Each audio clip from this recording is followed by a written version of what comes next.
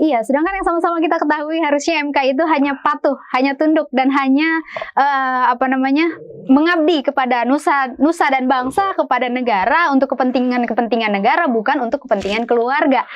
Tapi kan bukan. Aduh. Jujur aja. Kembali lagi di podcast Kopi Bareng Jo, jujur aja. Hari ini kita kedatangan tamu wanita yang paling cantik yang pernah ada di sini karena baru satu dengan berbagai pesonanya. Saya perkenalkan pengacara, YouTuber, influencer, banyak lagi bakat yang dia miliki, Mbak Rahayu Fatikasari. Selamat datang di Kopi Bareng Jo. Selamat datang. Thank you Bang Jo udah ngundang Tika ke sini. Apa aja kegiatan? Tolong dong. Ya. Perkenalkan diri dulu dong. Tadi kan sudah dibuka. Siap. Oke, mungkin banyak dari teman-teman kenalnya dengan nama Rafatikasari. Rafatikasari. Okay. Karena di sosial media, di channel manapun itu Tika menggunakan nama itu. Untuk nama lengkap sendiri, nama Tika adalah Rahayu Fatikasari dan profesi saat ini masih lawyer, masih lawyer. Aduh, kok masih lawyer itu sekali seumur hidup, Mbak Fatika. Iya, belum ada rencana ganti profesi. Ya, belum ada. Tapi kan udah banyak profesi yang diganti. Oh iya, karena udah ada profesi-profesi lain yang berdampingan. Salah satunya ya aktif di YouTube juga, cuma lebih ke traveling. YouTube traveling. Traveling otaknya tuh orang ya? Orang ya. Kadang-kadang otaknya masih ketinggal di rumah. Mbak Fatika ini juga saya perkenalkan salah satu juga orang yang kebetulan Islami dengan sering mengikuti banyak pengajian, ya kan, memang multi talent lah ya. Hari ini walaupun kita ditemani dengan narasumber yang baik, maka kita ngobrol tetap agak berat. Tetap seputar fenomena setelah putusan MK, karena Mbak Fatika banyak bergaul juga, dan teman-teman sobat Kopi Bareng Jo supaya tahu, salah satu dari 3 pemohon yang ditolak kemarin adalah ada Wiwit Adianto, ada Rio Saputro, dan ada Rahayu Fatikasari, dan saat ini dia baru datang. Siap. Mbak Rahayu Fatikasari, ketika kemarin putusan telah dibacakan, apa yang Mbak rasakan? Wah, kalau yang saya rasakan secara pribadi jujur aja kecewa ya. Kecewa. Iya, kecewa karena permohonan kami ditolak, sedangkan menyinggung dari permohonan-permohonan lain yang diterima, justru itu menurut saya secara pribadi menimbulkan persepsi gitu kan, menimbulkan persepsi lain, dan masyarakat awam tentunya berpikir ini ada apa gitu? Apakah ada kepentingan tertentu? Ada apa-apanya dong? Ya, karena di satu permohonan yang diterima itu kan batas usia minimal. Ada penambahan kata. Iya, atau betul. Batas usia minimal itu 40 dan atau di situ kan sudah pernah menjadi kepala daerah atau sedang menjabat, seperti itu. Benar, seperti itu. Tapi di situ juga tidak dijelaskan setelah berapa lama menjabat, setelah berapa lama menjadi kepala daerah gitu. Itu tidak dijelaskan sama sekali di bagian itu gitu. Sedangkan permohonan yang kami ajukan itu batas maksimal usia capres dan cawapres. Betul. Dan di situ ditolak gitu kan? Ditolak. Kasihan ya. Sobat Kopi Bareng Jo, ini pengacara loh yang mengajukan, kalah sama mahasiswa. Mahasiswanya dari Solo loh, nggak apa-apa dibilangin. Orang Solo mahasiswa fakultas hukumnya cakep. Iya kan, nggak tahu tuh beneran mahasiswa atau Oke, lanjut. Dan ditolak pada saat itu ya Mbak Fatika ya. Ditolak. Nah, pada saat itu kan waktu itu Mbak Fatika nggak datang ya, kalau saya nggak salah. Saat putusan saya memang berhalangan hadir. Tapi lihat di live streamingnya MK. Banyak masyarakat yang Mbak Fatika benar mendukung atau kisruh jadinya? Justru kalau menurut penilaian saya ya, dari analisa saya dan beberapa postingan yang saya lihat di sosial media, justru ini menimbulkan kisruh gitu loh. Jadi masyarakat juga berasumsi di sini, apakah ada kepentingan-kepentingan lain selain kepentingan untuk memajukan negara gitu. Sedangkan ya, ada dong kepentingan lain. Betul. Anaknya mau calon. Benar. Itu betul loh. Mereka didaftarkan di KPU. Betul. Benar dong, ada dong kepentingan lain. Benar. Sedangkan yang kita ketahui bahwa MK ini kan harusnya Mahkamah Keluarga. Benar loh. terlepas dari Di setelah Google Map. putusan, betul, terlepas dari setelah putusan itu, Mahkamah Konstitusi ini yang MK yang seharusnya kita sebut sebagai Mahkamah Konstitusi menjadi Mahkamah Keluarga. Begitu. Banyak juga tuh meme yang tersebar di sosial media, baik di banyak di banyak platform lah ya kan. Iya. Soal sindir menyindir mengenai putusan MK yang baru aja dilayangkan kemarin. Iya. Gitu. Jadi artinya kan kita ngomong, saya tuh suka berpikir seperti ini Mbak Fetrika, dengan keresahan yang kita bicara dari tadi. Saya itu pernah tersindir, dan saya minta Mbak Fatika untuk komentar ini. Waktu itu ada di platform digital, mengatakan bahwa Indonesia ini kalau ada pemilihan, kalau di Afrika 30 hari butuh waktu untuk mengetahui pemenangnya. Di Amerika butuh waktu 3 kali 24 jam. Di Indonesia belum dipilih, udah tahu pemenangnya. Nah, kan kita tahu nih, sebagai praktisi hukum lah Mbak Fatika dengan berbagai talentnya. Sebenarnya pada saat memasukkan gugatan 40 itu, Mbak Fatika, kita ngomong di sini, tagline-nya jujur aja. Kira-kira tahu nggak sih arahnya untuk siapa itu? Awalnya saya nggak tahu ya arahnya untuk siapa, karena beberapa hal yang saya dengar itu dalihnya adalah biarkan masyarakat atau generasi-generasi muda untuk berkesempatan lebih cepat gitu loh, buat berkontribusi langsung untuk gitu negara. Iya, Wih, mantap. Ini salah satu yang cara ngeles yang baik. Pada saat itu ya. Tapi kesini-sininya ya. Akhirnya saya tahu, oh ini ada tujuan lain gitu. Artinya ada kepentingan-kepentingan lain yang bersangkutan dengan keluarga gitu. Bukan untuk kepentingan umum lagi, bukan kepentingan negara lagi gitu. Iya. Sedangkan yang sama-sama kita ketahui harusnya MK itu hanya patuh, hanya tunduk dan hanya mengabdi kepada nusa dan bangsa, kepada negara untuk kepentingan negara, bukan untuk kepentingan keluarga. Tapi kan bukan, aduh, begitu diajak nyerempet, kok ini lebih parah nyerempetnya. Tapi kan keluarga adalah segalanya loh. Betul, tapi harusnya sebagai hakim Mahkamah Konstitusi lebih jiwa nasionalisnya harus lebih pakem gitu, harus bisa lebih bijaksana lah gitu. Karena bijaksana loh. Betul, duduk di MK ini bukan hal yang mudah menurut saya gitu kan, apalagi MK ini menurut saya lembaga yang cukup memiliki marwah yang tinggi. Marwah, emang kepikirin kalau marwah yang penting kan keluarga, ya nggak Joy? Kalau kan keluarga adalah segalanya. Karena mungkin di sini paman datang nggak bawa buah. Paman datang bawa putusan. Kan, jerempet. Aduh. Paman datang bawa putusan. Aku nggak ngerti ya, Mbak Fatika ya. Sebenarnya dia itu pura-pura bego, yang katanya mulia, atau sekarang dia harus ke THT. Kalau dia nggak ngerti, kalau seluruh orang Indonesia itu tahu sebenarnya kalau ini buat ponakan. Betul. Kan kata Mbak Fatika tadi marwah, artinya mempertaruhkan marwahnya. Betul.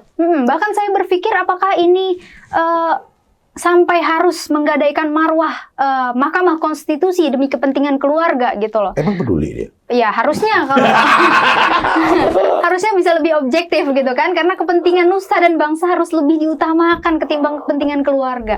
Itu pendapat saya. Iya, artinya menurut Mbak Fatika nih, dengar ya, walaupun orangnya cantik, imut-imut, Mbak Fatika ini mengatakan dia aja punya prinsip bahwa kepentingan nusa dan bangsa adalah di atas segala-galanya. Betul.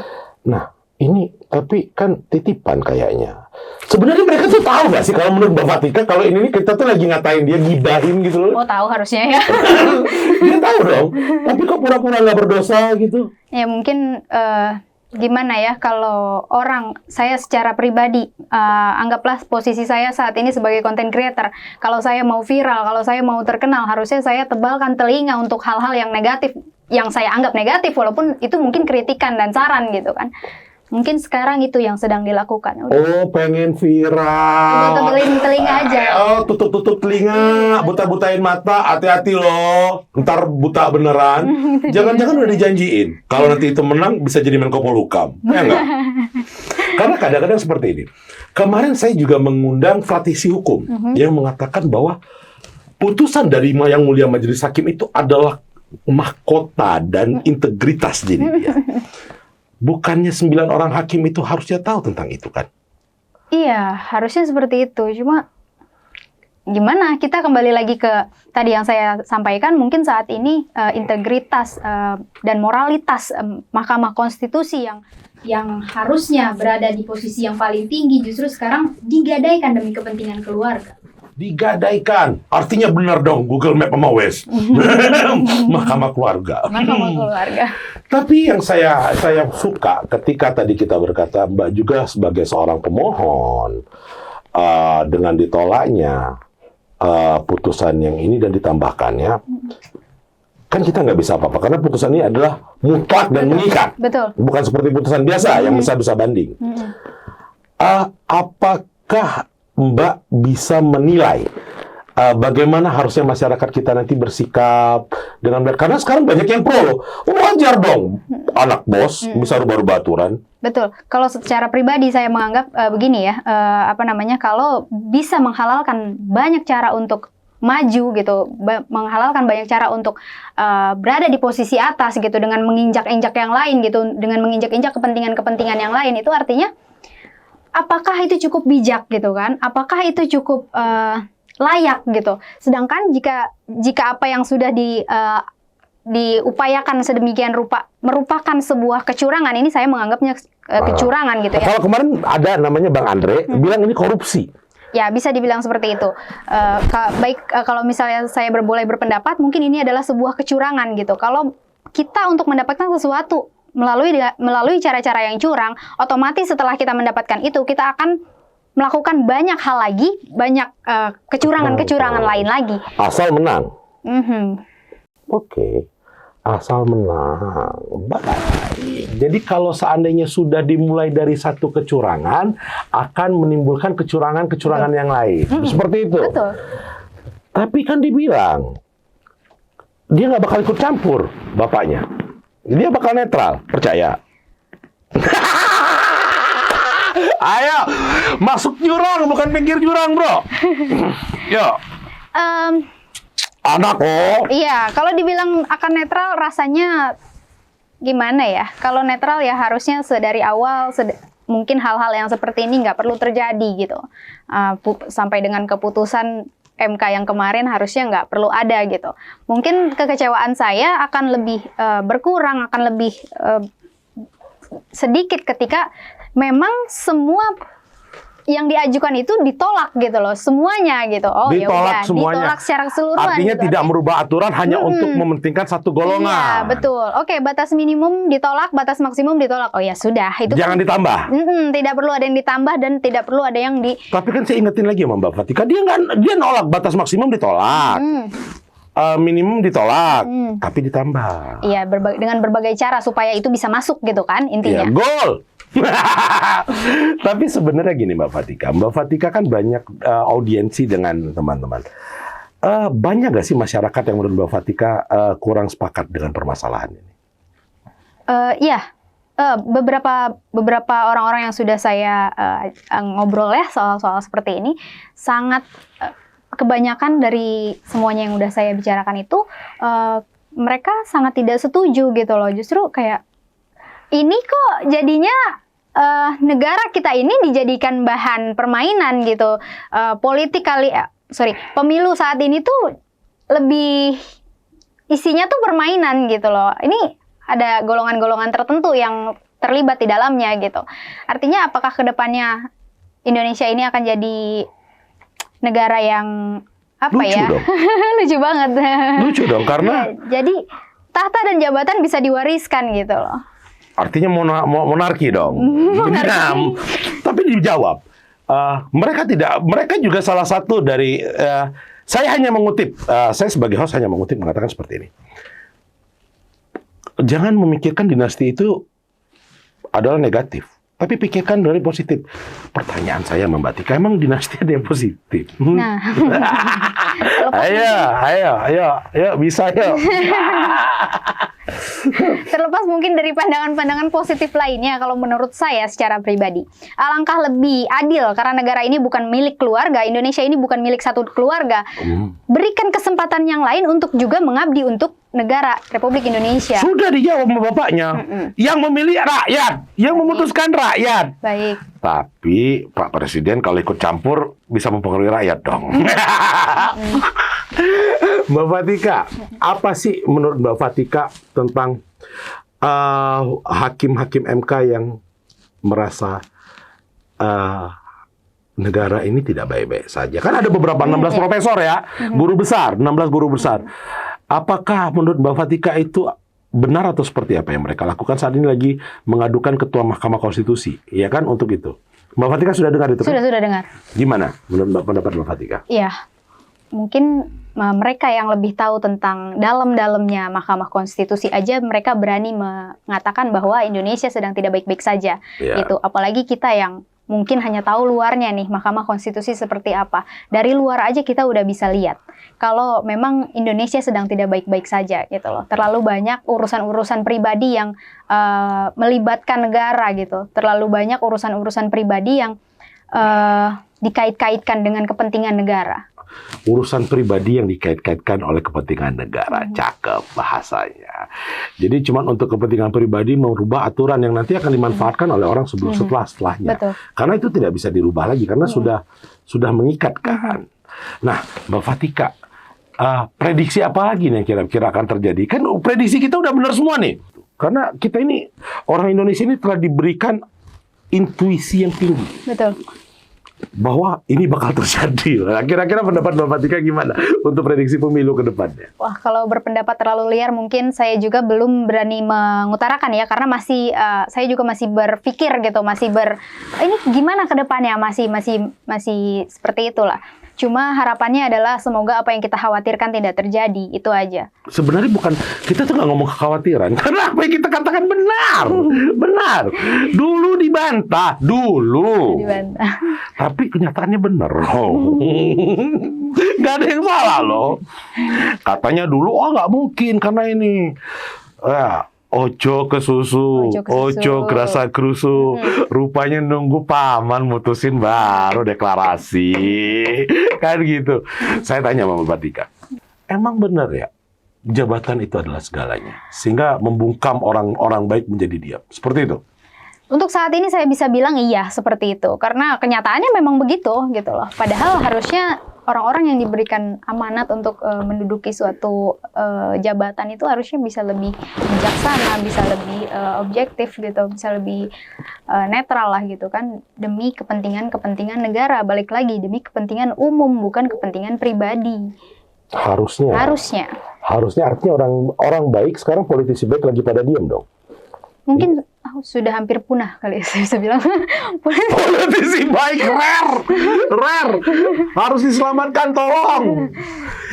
Nah, menurut Mbak Fatika, saya nanya sekitar putusan fenomena aja, apa aja yang Mbak Fatika temuin setelah pasca putusan sebagai seorang pemohon? Apakah ada pertanyaan-pertanyaan nyeleneh di platform media sosial Mbak Fatika? Atau seperti apa? Oh iya, ada sih beberapa mungkin pertanyaannya mengenai kepada siapa saya berpihak gitu. Kepada siapa berpihak? Aduh.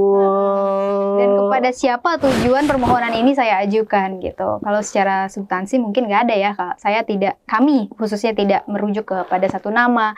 Terus saya juga mungkin tidak akan mendeklarasikan keberpihakan saya kepada siapa gitu. Cuma yang menjadi tujuan saya dan teman-teman mungkin, saya ingin negara ini dipimpin sama orang-orang yang integritasnya jelas gitu loh. Stop. Dipimpin dengan orang-orang yang punya integritas yang baik. Nah, ini nih. Ini kita lagi krisis nih. Krisis integritas. Dan krisis independensi. Karena kenapa? Sepertinya karena cawe-cawe sih.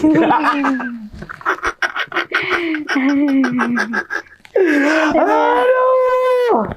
Jadi pemimpin yang berintegritas terus? Iya, itu tadi kembali ke tadi kalimat yang saya bilang bahwa Mahkamah Konstitusi ini tidak memberikan selain apa namanya batas usia minimum itu dan ditambahkan kata atau di situ tidak juga menerangkan tentang berapa lama masa jabatan calon presiden, calon wakil presiden yang usia 40 atau pernah menjabat gitu kan. Ini pernah menjabatnya sehari juga boleh. Seberapa lama gitu. Iya, itu sehari juga boleh. Nah, betul, khawatirnya di situ karena tidak ada penjelasan lebih mendasar dan detail di bagian itu. Jadi bisa siapa aja yang mendaftar kemudian gitu, bisa siapa aja yang mencalonkan diri sebagai capres. Nggak mungkin juga sih. Kemudian cuman satu aja kalau sekarang kan jelas pemohon yang dikabulkan dari mana? Ya kan dari Solo kan, benar kan? Semuanya dari Solo. Harusnya kemarin saya pindah. Harusnya Mbak pindah kakak dulu kemarin ke Solo supaya dikabulkan. Tapi artinya menurut Mbak harusnya dijelaskan. Betul. Minimal berapa lama? Benar. Karena khawatir negara ini akan dipimpin dengan orang-orang yang belum begitu cukup matang pengalamannya di bidang politik, di bidang apa namanya bernegara gitu loh. Maksudnya untuk melihat kemajemukan Indonesia seperti itu. Harusnya berapa lama menurut Mbak yang di itu? Harusnya 1 periode lah ya. Iya, minimal 1 periode. Tapi kalau secara pribadi saya berpendapat mungkin 1 periode pun belum cukup ya. Karena dari apa namanya analisa saya secara pribadi, rata-rata kita lulus S1 itu kan sekitar 22-23 ya, umur-umur segitu ya. Artinya kalau 22-23 tahun lulus S1. Iya, kebanyakan ya. Mungkin ada yang lebih dari usia saya itu. Lebih loh. Ya. Artinya ketika pun dia lulus dari sarjananya itu langsung terjun ke dunia politik untuk sampai di usia 36 tahun sebutlah ya. Nggak apa-apa. Ya, usia yang di bawah 40 lah. Iya kan? Iya. 87-36. Belum terlalu ini pendapat saya secara pribadi belum cukup matang untuk menjadi cawapres Indonesia gitu ya, loh. Karena kematangan itu kan kalau menurut pihak yang diuntungkan kan bukan tergantung umur. Betul, tapi pengalaman juga harus dipertimbangkan. Pengalaman yang seberapa banyak? Banyak loh. 10 tahun jadi anak wali kota. Iya, tapi 9 tahun jadi anak presiden. Betul. 2 tahun jadi anak gubernur. Betul. Iya, banyak lah pengalaman itu. Mbak Fatika mulai takut, mulai cemas. Tapi ya itu banyak keberpihakan. Jadi menurut Mbak Fatika usia 36 tahun itu belum cukup matang. Saya tidak membahas masalah usianya mungkin. Banyak beberapa orang yang di usia-usia segitu mungkin udah cukup matang. Saya lebih melihat ke kematangannya dalam hal berpolitik gitu, kematangannya dalam apa ya, dalam dunia politik sudah seberapa jauh dia berkontribusi untuk negara, sudah berapa lama dia berterjun dalam dunia politik seperti itu. Karena Indonesia ini cukup luas dan cukup kompleks untuk dipimpin sama orang-orang yang pengalamannya masih sangat minim menurut saya. Nah, menurut Mbak Fatika lagi, seharusnya yang paling baik saat ini, bagaimana cara kita menghadapi Pilpres? Karena pemilu kan pemilihan legislatif cenderung tidak banyak yang pro kontra. Tapi kalau Pilpres seperti apa? Karena kan sekarang sudah ada 3 pasangan calon. Seperti apa harus kita melihatnya? Kan kita pernah punya pengalaman jelek tuh, ketika terjadi perpecahan, banyak perpecahan lah. Gimana cara yang kan Mbak sebagai YouTuber, influencer dan berbagai talent Mbak lagi menghadapi, memberikan pesan dan kesan kepada sobat Kopi Bareng Jo menghadapi pemilu yang saat ini. Iya, kita sebagai masyarakat harus lebih bijaksana lagi untuk memilih pemimpin gitu. Melihat dari apa yang terjadi huru-hara kemarin. Sebenarnya belum huru-hara loh. Itu udah huru-hara menurut saya, karena udah lumayan ini banget kan. Ya kan kita lagi ngeliatin para pemain politik lagi dagelan. Ngomong enggak. Ini saya ngomong, sorry Mbak Tika. Saya ngomong saat ini di podcast saya lebih lantang karena kenapa? Supaya mereka tahu loh, masyarakat Indonesia tuh enggak buta, enggak tuli. Iya, betul. Mereka itu, tapi mereka pura-pura buta dengan mengatakan bahwa ini adalah permasalahan bareng dua emak-emak yang lagi bermasalah, kaum terkuat di muka bumi. Tapi mereka lupa loh bahwa ada aturan yang dirubah. Kita mengedukasi di sini. Jadi bukan kita benci dengan orangnya. Oh, tidak, iya. Tapi seperti Mbak Fatika bilang tadi di awal, karena ada aturan yang dibuat-buat. Cuman untuk satu orang ini kan tidak benar. Makanya saya bilang, bagaimana cara menghadapi? Jadi lebih ke gimana sikapnya? Iya, lebih bijaksana lagi melihat calon-calon presiden dan wakil presiden kita nanti gitu loh. Dengan upaya-upaya apa mereka bisa naik, itu juga harus menjadi pertimbangan kita. Karena ya balik lagi ke kita ingin negara Republik Indonesia ini dipimpin oleh orang-orang yang seperti apa? Oke. Seperti apa? Seperti yang sudah? Oh tidak, saya juga kecewa loh. Dia 10 tahun. Saya bilang. Saya kecewa loh. Saya mendukung loh. Dan ternyata dia memilih lawannya. Iya. Jadi menurut Mbak Fatika, bahwa kita harus lebih aware dalam memilih pimpinan berikutnya, supaya mengutamakan kepentingan negara daripada kepentingan apapun. Hari ini kita melihat bahwa banyak huru-hara ya Mbak ya, banyak huru-hara yang terjadi di luar sana, cuman gara-gara meloloskan satu orang. Dan juga menurut dari perbincangan kami tadi, saya bisa menyimpulkan bahwa kepentingan dan pengalaman itu menjadi tolak ukur sendiri dalam Indonesia ini. Karena Indonesia adalah majemuk. Karena banyak suku bangsa. Betul. Ngomong-ngomong, kan Mbak banyak tuh. Udah keliling Indonesia. Banyakan poster siapa? Saya pura-pura nggak lihat. Nggak pura-pura nggak lihat. Karena apa yang terjadi saat ini adalah salah satu kepentingan yang kita hadapi. Kan tadi berita baru pagi tadi mengatakan bahwa mereka kan adem melihatnya. Mereka bertiga lagi diundang makan siang, ya kan? Makan siang. Jadi kan kita kan sebagai masyarakat juga tolong dong Mbak Fatika sebagai influencer sampaikan ke penonton kita, Sobat Kopi Bareng Jo, supaya adem-adem aja. Karena beberapa udah konflik. Iya, betul sekali. Karena beberapa tahun sebelumnya pun menurut saya politik berhasil mengadu domba masyarakat gitu, sehingga terjadi perpecahan antara masyarakat. Padahal di dalam politiknya sendiri itu semuanya baik-baik aja gitu, aman-aman aja gitu. Jangan sampai kita sebagai masyarakat yang awam gitu, masyarakat sipil, kita yang justru malah terjadi perpecahan di antara kita gara-gara permainan politik ini. Gara-gara permainan politik. Ya. Sebelum kita lanjutkan, kita ngopi dulu. Ngopi dulu. Iya. Ini kopi sandaran jiwa, Mak News.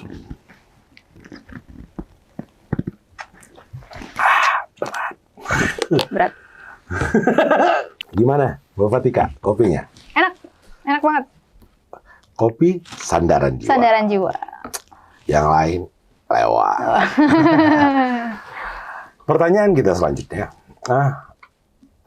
setelah saya tanyakan fenomena, ada beberapa yang telah melakukan laporan terhadap ketua. Apa yang akan Mbak Fatika sampaikan kepada masyarakat pesan-pesannya? Kalau pesan-pesan mungkin saya akan sampaikan setelah ini dulu ya Bang. Ada beberapa hal juga yang perlu saya sampaikan bahwa salah satu hakim Mahkamah Konstitusi, kita sebut saja Bapak Arief Hidayat, saja sudah mengatakan bahwa ada keganjilan-keganjilan dan keanehan-keanehan dalam memutus perkara ini. Bahkan beliau menyatakan bahwa beliau malu dan ikut berduka saat salah satu konferensinya saat itu, dan beliau juga mengenakan pakaian hitam untuk menyatakan bahwa beliau berduka atas adanya kekeliruan putusan kemarin. Dari situ harusnya masyarakat sudah bisa lebih jeli dan lebih pintar dalam memutuskan memilih calon pemimpin negara Republik Indonesia ini gitu. Di tahun 2024. Betul, di tahun 2024 tentunya. Cuma ada 3 konsentrasi dong. Balik-balik lagi. Iya kan? Jadi kalau seandainya mantan ketua, kalau kita sebut saja mantan ketua MK saja sudah mengatakan berduka. Artinya ada apa-apanya. Betul. Artinya di sini kita juga sudah bisa mengambil kesimpulan bahwa marwah dan integritas Mahkamah Konstitusi saat ini memang sedang turun, sedang anjlok. sedang turun dan anjlok. Bah, ini pakai bahasa kata Mbak Rahayu Fatikasari, dan saya mengaminkan marwah Mahkamah Konstitusi itu sedang capek-capeknya. Nah, menurut Mbak Fatika lagi, apa sih yang harus kita edukasi dari teman-teman, dari masyarakat Indonesia lagi? Ya, saya mengutip dari kalimatnya Bapak Arief Hidayat juga, bahwa MK harusnya menjadi penentu hitam putihnya Indonesia. Dan dengan adanya putusan kemarin ini, artinya apakah sudah bisa kita simpulkan bahwa Indonesia saat ini sudah berada di posisi yang hitam?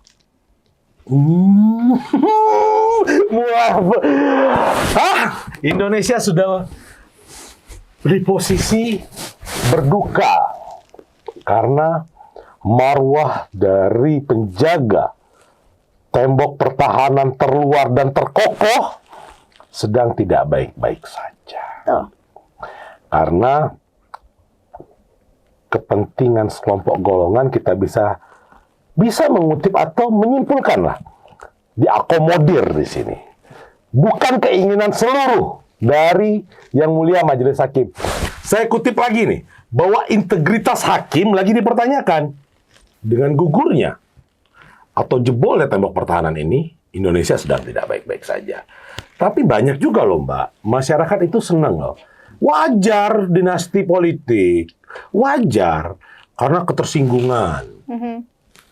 Tapi bukannya politik dinasti itu cuma ada di monarki, bukan di demokrasi. Menurut Mbak Fatika gimana? Iya, sebagaimana kita ketahui bahwa Indonesia ini negara demokrasi, ya. Jadi seharusnya hal-hal yang seperti itu tidak terjadi di Indonesia gitu.